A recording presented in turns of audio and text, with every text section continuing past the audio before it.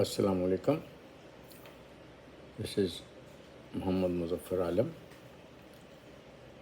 Today's article is A Soul in Rest and Satisfaction, or Nafs Mutmainna. I have taken it from my book Peace and Harmony. In Quran, the word Nafs denotes self or soul. It also refers to a specific part of the soul which is handled by an individual and has desires, ego, and appetite. Three types or stages of nafs are defined in Quran. Nafs ammara, that urges evil; nafs lawama, that blames; and nafs mutmainna, that is at peace. Nafs ammara, which is overwhelmingly prone to do evil, is mentioned in chapter 12 of Quran in verse 53. The man is subjugated by it and he listens and follows all its dictates. Nafs Amara encourages a person to do whatever pleases him. It is the consequence of ignorance and lack of belief which leads to disaster.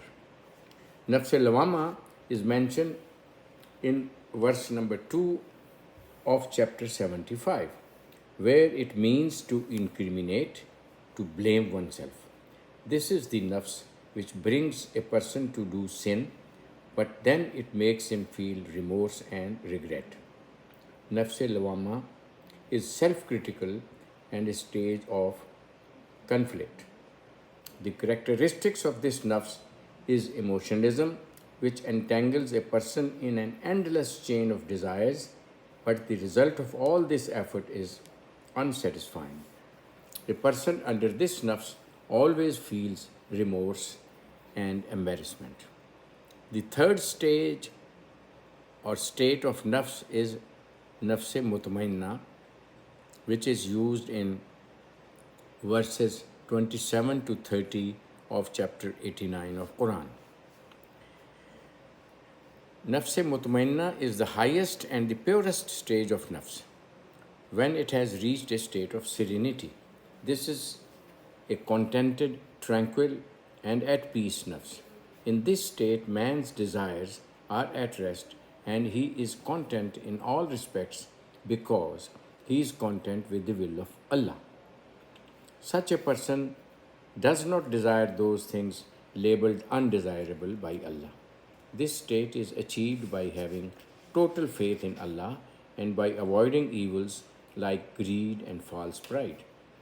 A man's personality is reflected by one of the above three states of nafs, whichever predominates. In case nafs mutmainna is prominent, the person will have true peace of mind and contentment both in this world and hereafter. In nafs al-wama, if nafs al-wama is the controlling nafs, then the person will be in a state of perpetual greed, seeking more and more, achieving nothing but a feeling of remorse and regret. Similarly, when nafs amara overpowers the other two states, the man sins willingly and remorselessly. His power to distinguish between right and wrong is paralyzed, and his status as a human being is degraded. In Islam, true peace of mind and contentment is achieved through establishing a relationship with Allah, always keeping Him in mind as directed by verse number 29 of chapter 13, which says, "Truly it is in the remembrance of Allah that hearts do find satisfaction. There is no end for worldly desires and greed, but as for those who seek Allah, the more they turn to Him, the greater is their peace of mind and tranquility." Thank you.